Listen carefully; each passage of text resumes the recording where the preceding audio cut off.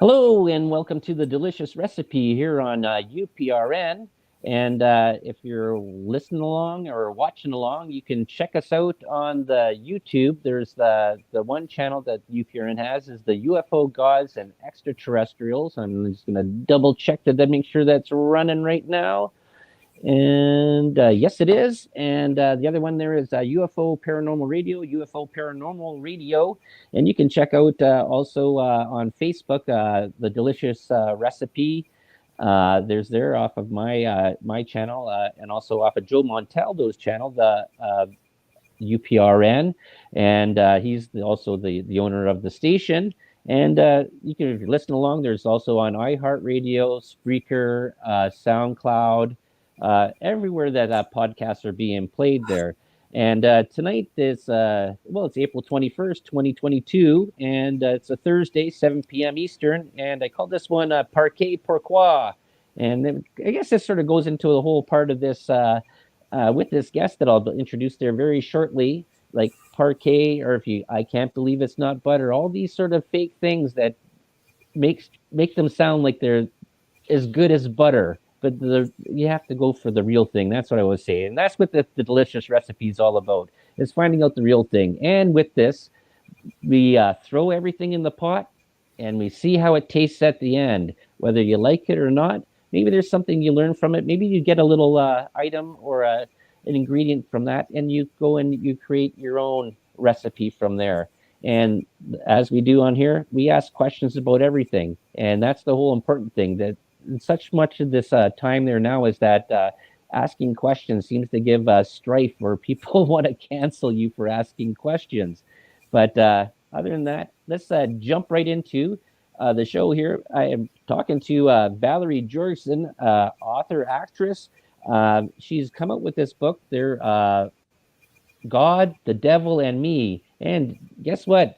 We're doing a whole big transfer around the globe here, Canada, Thunder Bay to France. Welcome, Valerie.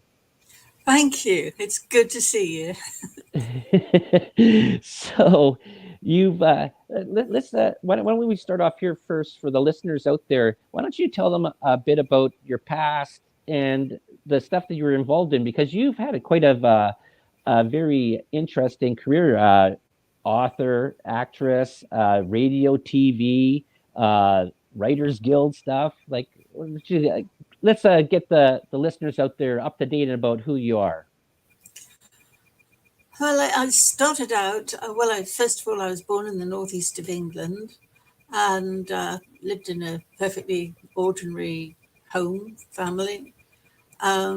I was always a seeker of God, and that is the subtitle of my book. It's The Chronicles of a Seeker of God, so it's important I say that. Okay. It was not a religious household. There were things like books like Einstein for the layman dotted around the house, because my father was very keen on relativity. And I went to university, to Birmingham University, where I studied drama and theatre arts, and with that also English lit. And then I went straight into acting. I enjoyed radio very much. It's great because people can imagine the scene, and it's much better than showing it. Right. If it's just happening in people's heads, it's wonderful. You can do anything on the radio. It's a place where you can break down walls, barriers, and do exciting things. And I also did a lot in television, both as an actress and as a writer. But more and more, I preferred writing. It's a better life for a start. I don't like living out of a suitcase. And I just found I was good at writing, so that's what I did. And I was still, though, a seeker. And unfortunately, there was nothing that seemed to appeal to me where I fitted as somebody who was interested in seeking God.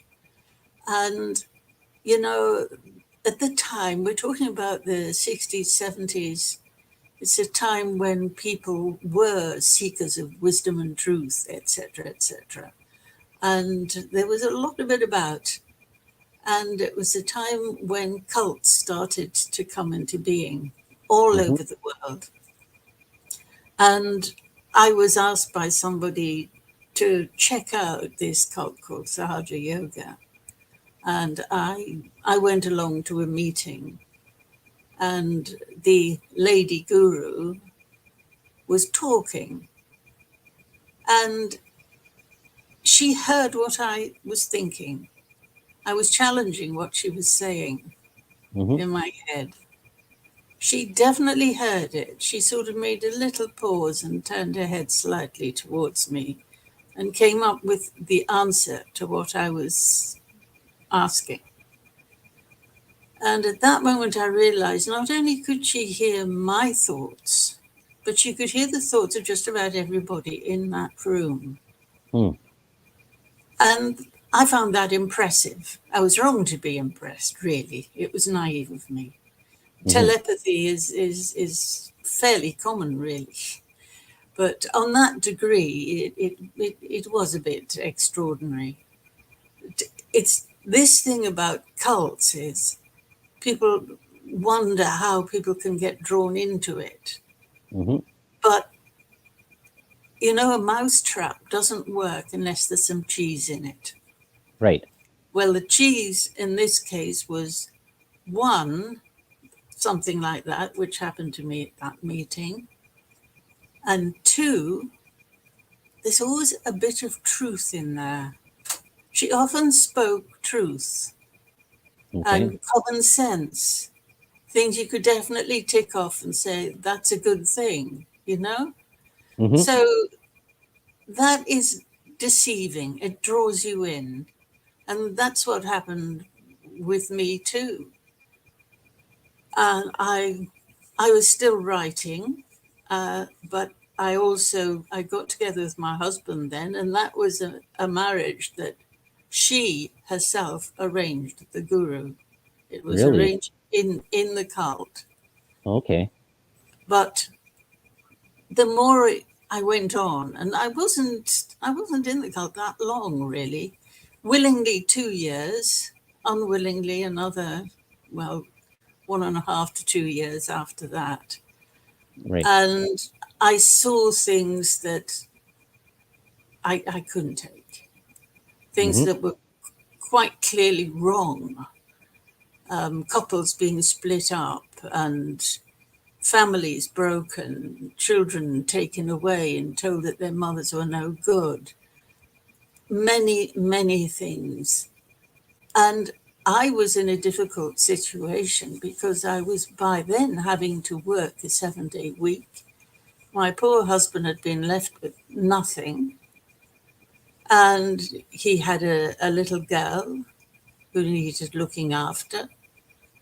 And I was stuck with everything to do because in Saj Yoga, the husband is not your husband. He's Mataji, this lady's son, and she has first call.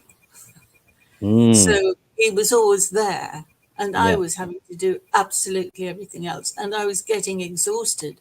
But worst of all, I was losing my connection with God because I used to meditate long hours all on Hmm. my own. I taught myself how to do it. I had a direct connection and I was losing it. So one day I said to her telepathically, please give me back my desire for God. Right. And it triggered massive attack on me. The thing was, she knew I was a writer. And she knew that many years before, I had been given a vocation. It's on page 1 of the book. I was in Coventry, not Coventry, I was in Canterbury Cathedral, and I was going through a very difficult time. And I was an actress in the local theatre. I Hmm. was playing in a play called Alfie, which most people know, I think. And I was sitting there between shows, all on my own, listening to the choir singing Vespers. And there was a voice that went straight through the stone up to God. It was an amazing voice. And then I heard a voice say, one day you will write a book for God. Mm-hmm. And it was clear as a bell. I've never forgotten it, but I had no idea what the book was going to be. And I just told myself, well, okay, I suppose I'll know what it is when the one day comes. And so I put it aside. But this guru, this lady, she knew about this book, and she knew it would expose the cult. She knew it. And from that moment on, of my asking that question, which proved that I didn't believe she was God, Yeah. from that moment on, she did everything she could to destroy my belief in myself, my work, my career. Mm-hmm. It was horrendous. She told my husband, I can stop her writing. And my husband came out of the cult to be with me, saying that what they're doing to you is wrong. And we just got on with it, trying to sort ourselves out. They had taken his daughter from him, and The cult had taken the dog. had taken her. Okay. And so she was unfortunately under their influence. But I did finally get back to my meditating, how do you say that? Meditating. Yeah. Meditation. And I began to find strength through that. And I needed it because my career just, it folded on me. Extraordinary things kept happening. Everything kept going pear-shaped. It was ridiculous what was happening. And I finally gave up on my career and we both decided that we would escape from where we were being harassed, persecuted. Yeah. And we came to France and lived in the deep countryside. And I was writing by then. I was beginning to write our history, because when they had taken my husband's daughter from us, we needed to go to court to get her back. And I started writing our history with the intention to sell it to the newspapers to have the money for a court case. Right. When they got the letter from the solicitor, they just threw her back at us. She was at that point 10 years old. Oh, wow. And she had been used to attack me. It made her write the most horrible things about me. And it ruined our relationship forever, I would say. But we got her back, and you would think I would have stopped writing the history. There was no point for it. And I was questioning this when suddenly I remembered the voice in Canterbury Cathedral. And I realized this was the book. It's taken me a long time to write it, but I had to continue to live it before I could write it. Right. Yeah. You see what I mean? And when we got to France, I continued I kept a journal. I mean, it says Chronicles of a Seeker of God. And I really did keep journals, which I referred to. Oddly, the guru always said to my husband that I was a journalist, which was not true at all. And yet this book is sort of, it's a kind of journalism, literary journalism. It reads like a novel, but it's all based on fact. It's all reporting what happened as truthfully as one possibly can. Right. And finally, I finished writing the book here in France. My husband became a deacon in the church. Our life was completely turned around, and I had to be brave enough to send it to a publisher because, to be honest, I was scared what might happen to me. Right. But, you know, I had it to do. Before I died, I had to get this book out there because it's important that the truth gets out there. Right. And it's more important today than at any other time because it's a world of fake news and misinformation and Oh, yeah, conspiracy exactly. theories. It's needed. The truth is needed.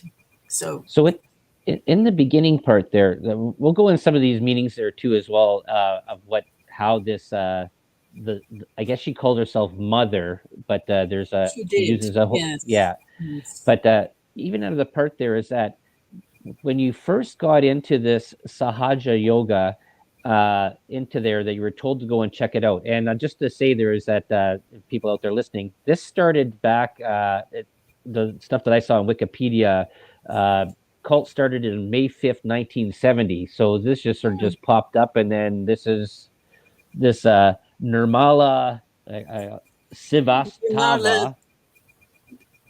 Nimala Yeah, Srivastava yeah. is her actual name. Yes. And then she went by Her Holiness Shri Mataji Nirmala Devi, or mother. That's Like it, right. yeah. There's like I always find it sort of interesting when people go into these sort of like whatever newfangled religions or cults or whatever. It doesn't matter what you want to call them, but they're sort of out there. Is that people don't do their research on them first and find out who's leading this and finding out what the background of it. And I would ask that question of you. Did you research it? But also the part though is that who was the person that got you to go and check it out? Were they already involved in this? No, in fact, it was a radio producer who was a friend of mine, and it was an actress that she had in one of her radio plays. And the actress had got into trouble with one guru and now had turned to this one. And so my friend asked me to check it out, and I thought, well, I would, and either I'll help this other lady, or I'll find something in it for me. And Mm-hmm. the jury was always out in me. I'm a writer, and Yeah. I'm detached from everything all the time. You know, taking mental notes basically the whole time, and I think that helped me enormously because I always kept an autonomy. I didn't give myself totally making So notes, as I say, in my yeah. head. So when you went into there, she like this is the big thing with cults. Like even with you see this even with the where I don't want to mention there's a whole bunch of them out there. This station is has whatever religion that's involved with this is too as well. But they do dox people that are involved in they want to know everything about you, right? And so I guess when they found out that you were coming in, I guess they must have done research on to find out what you were doing, who you're connected to, and how to get people in, eh? Well, these were the days before internet, Google, all these things. It wasn't quite as easy then as it is Mm-hmm. now to find out about people. And she seemed to think that, do you know the Hindu term Kundalini for the spiritual Yep. energy? Yeah. Well, that's a big part of Sahaja Yoga. And she thought mine was particularly strong for some reason. And it took me completely by surprise. But she seemed to think that was important. Mm-hmm. And she married me to her UK leader, the person who was in charge in Mm-hmm. the United Kingdom. But I think that was partly to hold me down. I Okay. think that was to keep me under control, Mm-hmm. because if I was married to him, I had to behave because leaders' wives were always in trouble. And she made that very clear to me. And so I was sort of kept under the thumb like that. Right. So when I sent her the telepathic message, it showed that I was not under her thumb at all. Right. And she was right to be scared of me. She Mm-hmm. actually tried me out, actually. She asked me to go to the BBC and ask for something from a particular producer about the Rajneesh cult. Okay. And I don't know this person. It just so happened that somebody had written in to me about a radio play I'd written. He was a scientist, and he liked the play. And so I got to know him a bit, and he knew the producer she was talking about. So I was able to go to see him and get the letter from him that she wanted to say it was true what they had said in his program about this other guru called Rajneesh. Okay. And it proved to her that I was connected. Right. Valuable. I could, yeah. I could go to people and I could make a noise. Mm-hmm. Should I so desire? So, Wow. well, I have now. So I just want to, for the people out there listening there's I looked this up there too, is that the Sahaja Yoga. And then if you break it down, Saha means with, Ja means born, and yoga, union with the divine. So it sort of comes out to born with you.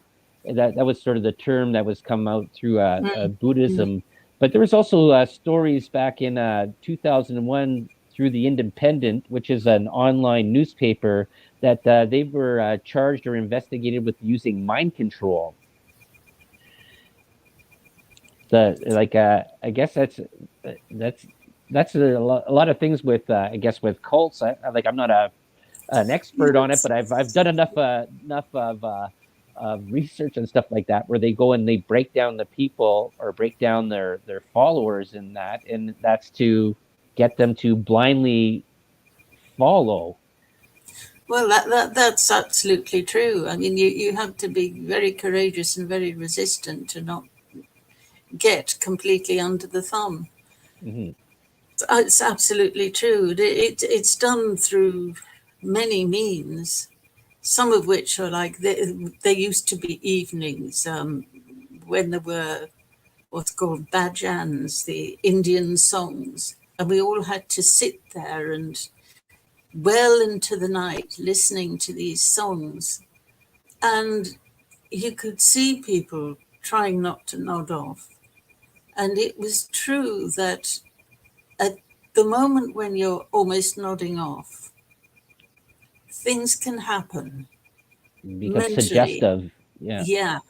And that was part of, I think that was part of the manipulation. But there were a lot of other things. I mean, women were particularly really destroyed in many, the way they were treated. Right. Told that they were sick, they had to go away and send you off to Australia and to get better. Why? Because you were a bit feisty, That's it, really. And accused of all sorts of dreadful things. And right. It's like being on the wrong side of a mirror in a cult like Saj Yoga. Yeah. Everything's reversed. Lies become truth. Day becomes night. Dark becomes light. And the truth becomes lie. And to get out, you have to kind of jump through the mirror to the other side, to the real side, if you like. Right. And I was very happy to do that, because I remember very clearly my thinking, which was, if this is paradise, as she says it is, this cult, then I don't belong in paradise and I don't like it. And I jumped through the mirror, and on the other side, it was weird, everything reversed. People have vibrations, they feel things. I did too. And Mataji always felt wonderful when you were in Saj Yoga. But I came out, jumped to the other side of the mirror, and suddenly the vibrations had changed completely. Mm-hmm. And she attacked me on the psychic level. I remember being on the tube in London and an attack came in, which really had me nearly on my knees with lightning strikes through my head. And oddly enough, the next day at the same time, it happened again. And then it happened the next day. And I thought, somebody is doing this on purpose at specific times. Mm-hmm. So I set up a resistance. I asked St. Michael to help me. Okay. And put a shield between me and it and send it back whence it came. Mm-hmm. And it happened. The lightning strikes left me. And do you know what? I felt it arrive at the other end. And there was a lot of surprise at the other end. Okay. She didn't like what she got back. Mm-hmm. So I learned quite a lot about how to fight off these kind of occult attacks. Right, sort of blocking this negative energy that they're being sent to you. Absolutely, willfully sending Mm-hmm. things to make me ill, whatever. Mm-hmm. But the sad thing is that quite a lot of people don't manage to jump from one side to the other. Right. They get stuck in the mirror. Mm-hmm. And these are the people who end up in psychiatric institutions or committing suicide. And Right. I know of a couple of cases where that happened. And I think that's what she expected would happen to me. Mm-hmm. But it didn't.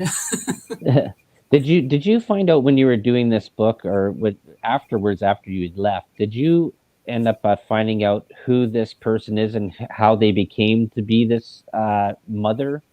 Did you ever look into that? Like, because a lot of these people that sort of come into cults, they're grifters and con artists, and they go through stuff like this, and they come into an idea of belief, and they create something, and then for somehow, all of a sudden, all these we'll use the term sheeple just start following them and blindly, faithfully going there, giving away money, giving away time, giving away whatever, and these people get very rich and very wealthy and powerful, and just out of it just surprises me how this sort of happens. Well, she certainly did make money, but she was already quite well off. Okay. In fact, she was also, ironically, a follower of Rajneesh. Oh, okay. The person that she was trying to discredit. Yeah, that's right. Yeah, okay. They were actually, it's quite funny. They were in competition. They were in Pune, and he was a friend of the mayor, and the mayor wouldn't give her permission to put up a palace or something that she wanted to build there. And it was all because of that I was asked to get this letter. But anyway, she thought she could do better than Rajneesh.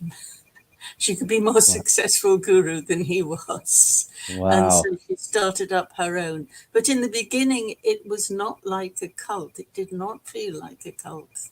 It developed that way during the time I was there. And my husband, who was there right at the beginning, says definitely it was not like a cult in the beginning. Okay. It evolved.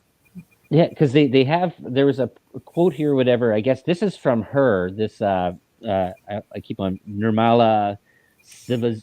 You'll have to whatever. Just call her Mataji. Just call her okay, Mataji. Mataji. This is what it was.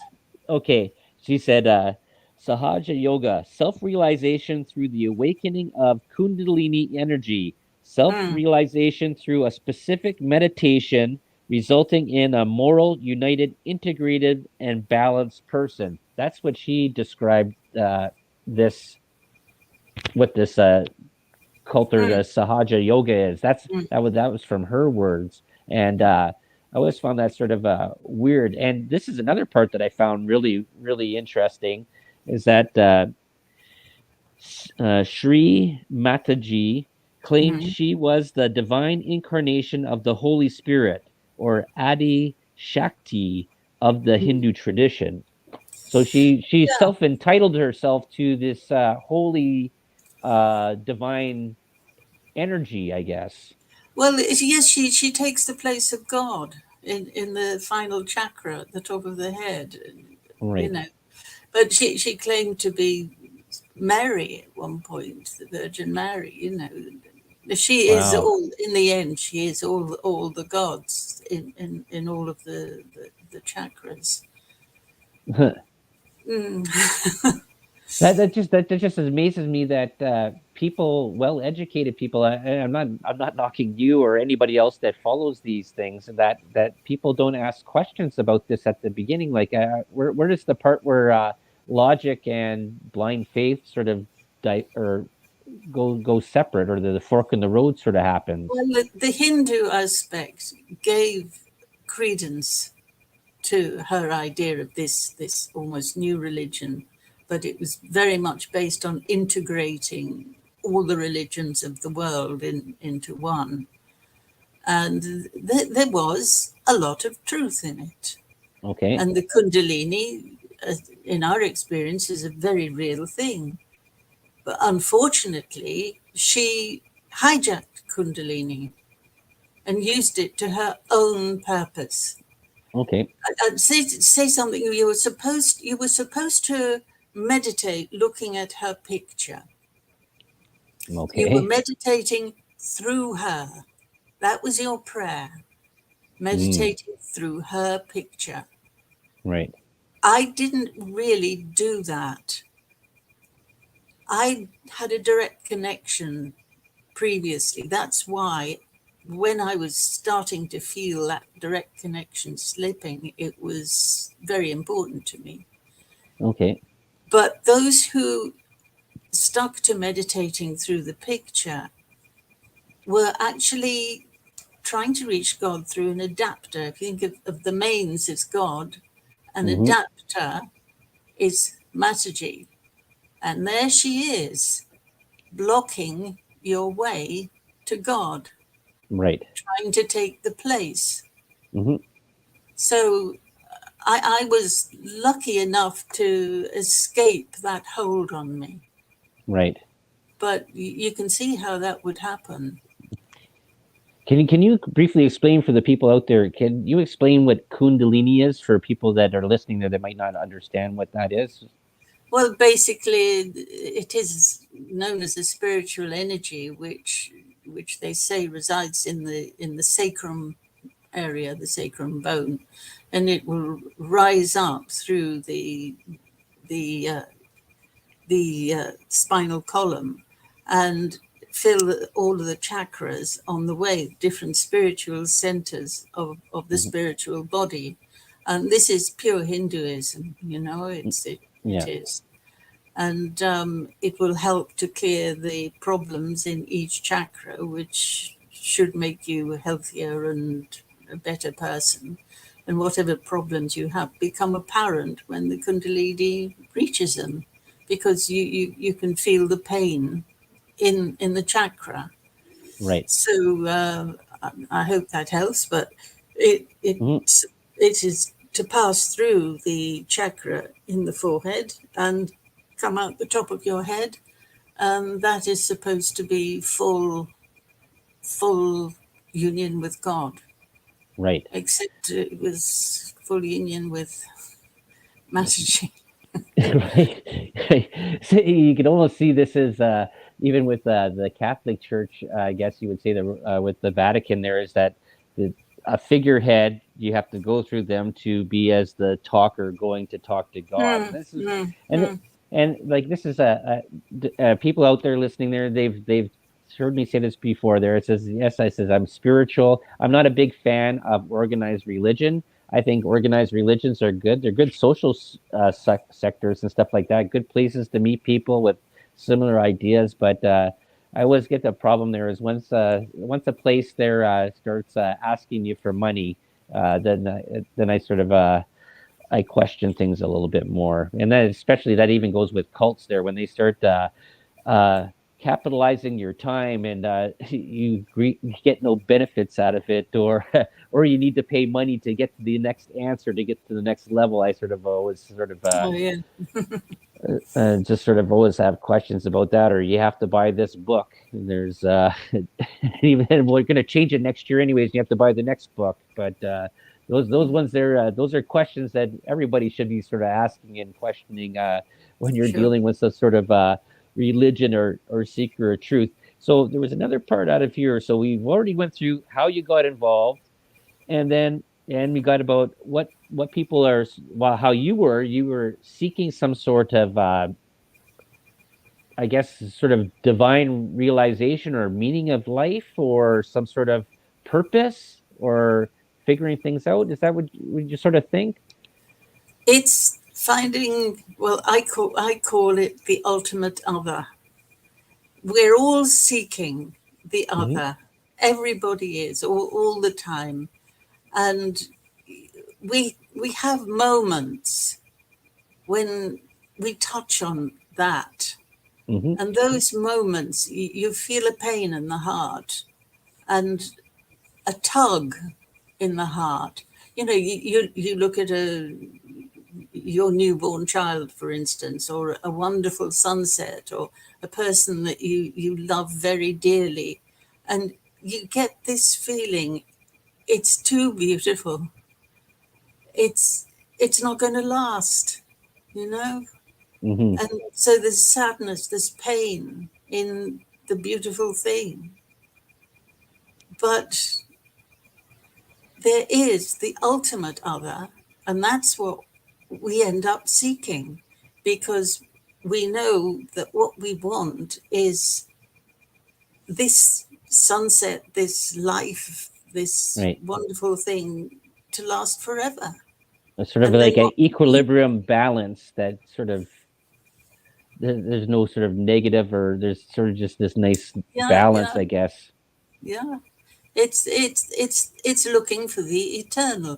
And human beings have done this from the very beginning, looking Mm-hmm. up at the stars and all that, and just seeking meaning. It's, as I said, in the 60s and 70s, people spoke of the search for truth, for wisdom, this kind Right. of thing. And it's all part of the same thing.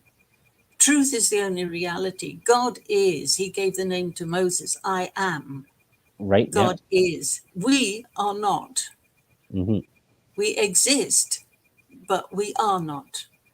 However, we are becoming. But the enemy of God, and the book is called God, the Devil, and Me, the enemy of Right. God Yeah. is not, exists, but is not becoming. That's the big difference Yeah. Yeah. between, yeah. So there's a part out of here that I got out through your questions there. It says, so did you have to deal with some sort of exorcism to get rid of her Yeah, negative, or yeah. her, do you think that she was actually a demon, or part of the Well, devil's tribe, or anything like that? Or she was just she just I honestly pulled things wouldn't in? like to say, partly because I don't want to open doors which are Oh, sure. better Yeah. kept shut. But she certainly served a purpose which was not God's purpose, Right. definitely. And on the wrong side of the mirror, it feels like the heavenly court, but it's not. It's a parody of the heavenly court. Okay. And that's what is set up in what so-called spiritual cults is the Mm-hmm. heavenly court, but it isn't. Mm-hmm. It's a mock-up of it. And it's not God that's there in the center of it. Mm-hmm. So, Well, that's always the question I have, is that when, and you touched on this earlier, there is that about questioning that there is no human being that you need to go through to talk to God, and no. no matter how these people want to elevate themselves, that they are, like how she called herself, she was the incarnation of the Holy Spirit. Like who Mm. comes up with this stuff? And that just that just sort of really just boggles the mind, and that people actually believe that. And I was going, wow. I know that's. I know certain people are hurting or needing something like that, and I guess through tricks and magic or whatever, or through really good conversation, that they can snow people over. And I guess with this being talked about with mind control, that you actually sort of if you're being sort of your body's under duress, and then you start believing things. Like I can see how things Mm. happen that way. Like that was the whole thing about the MK Ultra trials there, that they were doing. They were finding what the limits of a body can be, through that you can actually rewrite thinking in the human brain, that you can make somebody actually think something that they did, even though they never ever did it. We didn't do it. Yeah. Mm. Yeah, but it just Mm. I find this stuff sort of really fascinating, and that these cults keep popping up. They've been going on for hundreds and thousands of years, but they always still keep popping up. One thing which is a benchmark that I think everybody might look out for is that if you believe, I do, that God is love, Hmm. love is a good test. Do you feel love from this person? Does this person's action prove their love? My husband and I we were just out of this sect, and we're feeling very battered and bruised. And we took just a weekend off to go to Venice Okay. to try and collect ourselves. And there was in a church, we'd gone in to see some Titian paintings, and there was, for me, there was an incredible pull, like a very strong magnet that was drawing me to the opposite side of the church. And it was coming from a very ordinary statue of Mary. And I had to go to that statue, and I went to that statue, and I stood there, and I found myself just saying, please forgive me for what I've done, which was bowing to the feet of someone who was actually an enemy of God. Right. And she said, I felt something, first of all, and my husband also felt this, which was like a spiral of cool, cold, sort of starry air. It's hard to describe. And it was Hmm. going round and round and round me. And my husband had the same experience. And she said, of course I forgive you. I love you. Hmm. And when we left the church, I was following my husband out. I wasn't very keen on leaving this statue, to be honest. And it was like she was flying overhead, and she was calling out, I love you. I love you. And we felt that love so strongly. And we said to one another, you never got that from Mataji. No way. No. So That. this for us was a huge turning point, which took us Hmm. into Christianity, Okay. into the church, Hmm. and it gave us a vocation each. In fact, Hmm. I had the vocation to write a book, but I also got one to pray for people in sects. And Right. that's one of the reasons I've written this book. God Hmm. asked me to, okay. But also, I wanted to get the truth out there to help people who need it, who aren't Hmm. able to free themselves, because I hope the book will help them to find a way. Right. Give them some sort of a different perspective, that maybe that they're in something that they didn't see. That's a very Yeah, important. That's very important there, is because that's like the whole part about my channel here, or my show, is throwing a lot of information in there. But maybe you take something from that, and you get a different sort of view that somebody else has seen, and sure. maybe you'll realize that maybe Mm, something that you're in is not what it really is. Or yes. maybe, and I think that's so important. And it's I say, like I said at the very beginning, it's always good. You should always ask questions and question Mm, everything. And yeah. I've said this before, back before, and I say this many times on this show. There it says, as a child, a little child is always asking questions. They go to school, they are told the questions and the answers to what it is, and that's what they study. And they study. After they leave school, they stop asking questions because they've been told everything what it is, and they just follow along and they stop asking questions. And I think that's what Mm, I think a lot of people there, after they've left, they've stopped asking questions. They just accept, and that's a dangerous way to be. it is, but people get tired. People get tired. They're dealing with all sorts of things, and they just are too tired to keep on asking. Hmm. And it's easy to slip into a cozy relationship with something that is telling you it's all right, even if it isn't. Right.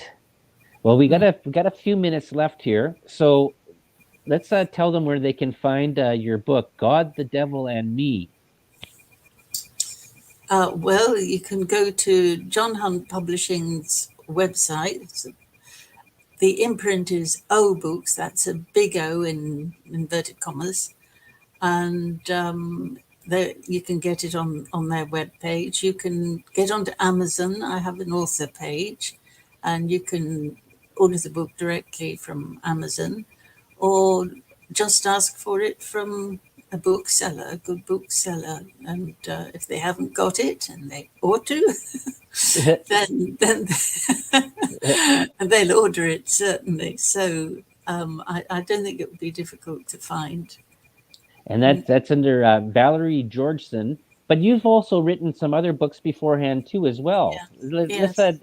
tell the other people there about what were these other books about as well there too. I think this is important for people to read this book there too. But there's some other stuff that you have there, and people get a Yeah. little bit interested in that as well. I've written several novels. In fact, this is my 11th book, which surprises me really.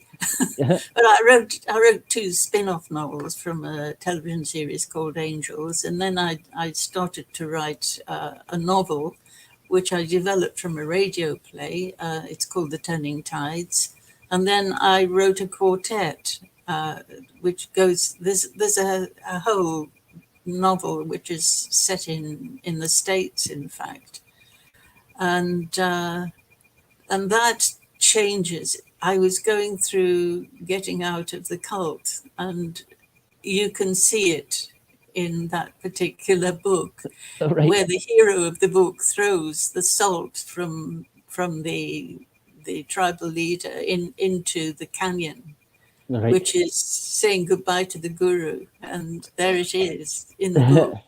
So you find it in there. And then I wrote a book for young people called Brother Cat, Brother Man. That's under a pseudonym. Now, it was interesting. She was trying to block everything I wrote. And when I'd written this book, and Hodder had asked me to write something, so it was a commission. Hmm. And I wrote it, and I asked if I could put it under a pseudonym. And I chose Zoe Halliday. It's the one Okay. thing that got through. She couldn't stop it because she was stopping my name from getting anywhere Wow. using her occult powers, and she had them. I'm not going to be afraid of saying the truth. She did. Hmm. But that is the only thing that got through. It even got Wow. nominated for an award. So there. Awesome. Awesome. Well, I want to thank you very much for joining me here on the Delicious Recipe. This has been really interesting there, and I really appreciate that you took the time. I know that with the time change there was a little bit late for you. Uh, Yes, it's a bit sleepy to start with. that's okay. So, anyways, I just want to say thank you very much for being a guest here on the show, and for anybody out there that's still the people that are out there listening. You can check it out, as I said, on the different YouTube channels and stuff like that, iHeartRadio, SoundCloud, and that UPRN site there, and also I think you can. if you become a member on the UPRN site, there's extra bonus content with the other different guests that are on UPRN, and check out some of the stuff there. So I just want to say thank you very much, and it was great talking with you. It was a real pleasure. Thank you, Dale. Okay, and we'll see you guys later, and we'll check you out next Thursday with the delicious recipe.